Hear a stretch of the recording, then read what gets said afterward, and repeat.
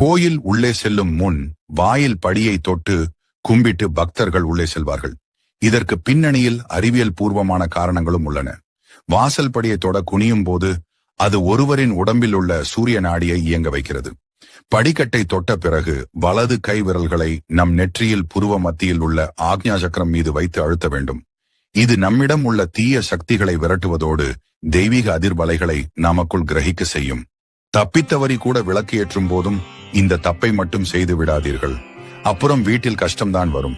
விளக்கில் நெருப்பு தக தக என்றெல்லாம் எரியக்கூடாது. அப்படி எரியும் போது காற்றில் அந்த நெருப்பு இங்கே அங்கே என்று அசையும்.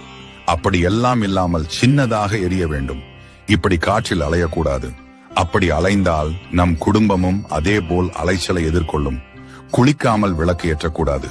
மண்களால் உள்ள விளக்குகளை ஏற்றும் போது அதை ஒரு முறைக்கு பிறகு வீட்டு பூஜை அறையில் ஏற்றக்கூடாது. மற்ற காமாட்சி விளக்கு, லட்சுமி விளக்குகள் ஏற்றும் போதும் அதை சுத்தம் செய்து ஏற்றிக் கொள்ளலாம். விளக்கை ஏற்ற சிறந்த நேரம் அப்படின்னு காலை 5 மணி முதல் 10 மணி வரை மற்றும் மாலை 5 மணி முதல் 7 மணிக்குள் விளக்கு ஏற்றலாம்.